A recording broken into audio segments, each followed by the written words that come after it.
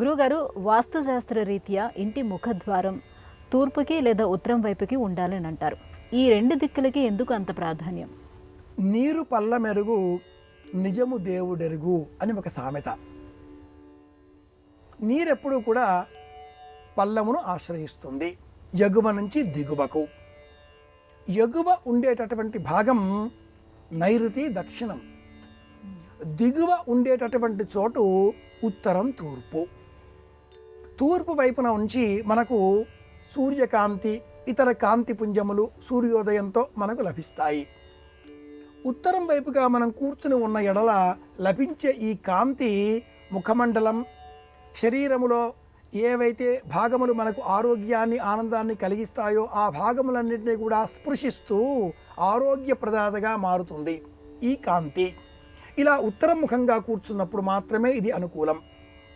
అలాగే దక్షిణం ముఖంగా వెనుకకు వైపు తిరిగి కూర్చున్నప్పుడు సూర్యకాంతి వీపును సోకుతుంది, అందుకే కూర్చునకూడదు. పడమర వైపుగా కూర్చున్న ఎడల అప్పుడు కూడా అంతే సుమా. కనుక కాంతిని అందించేటటువంటి తూర్పు జ్ఞానం లేదా, తూర్పు తిరిగి దండం పెట్టు అనేవారు మనవాళ్ళు.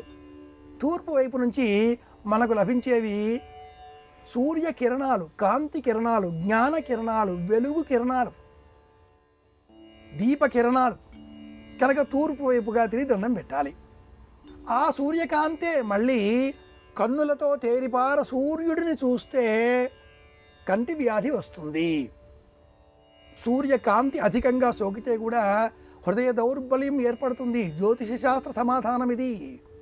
కంటికి సంబంధించిన వ్యాధి జాతక చక్రంలో 2వ ఇంట సూర్యుడు కంటి వ్యాధి, మకరంలో సూర్యుడు హృద్రోగం. ఇవన్నీ కూడా సూర్యకాంతి కారణంగానే రోగాలు వస్తాయి. రోగాలు తొలగిస్తాడా మహానుభావుడు. రెండింటికి మూలం కనుక ఉత్తరముఖంగా కూర్చొని మనం నమస్కారం చేసినట్లయితే సూర్యకాంతి సోకుతుంది. ఉత్తరం వైపున కూర్చున్న కారణం చేత ప్రశాంతత చేకూరుతుంది. పైన ఉంటాం కదా, కాస్త పల్లం వైపు కాకుండా ఎత్తుగా ఉండే భూమండలం పైన కూర్చుంటాం కనుక మానసిక బలంతో, ఉత్సాహంతో, మనోధైర్యంతో అర్చన పూర్తి చేయగలుగుతాం. అందుకే వాస్తుశాస్త్ర నియమాలలో ఉత్తరం వైపు తలుపు నార్త్ ఫేస్ అంటారు, తూర్పు వైపు ద్వారం ఈస్ట్ ఫేస్ అంటూ ఉంటారు. ఈశాన్యం పెరిగితే అదృష్టం కలిసి వస్తుందండి అని కూడా అంటారు.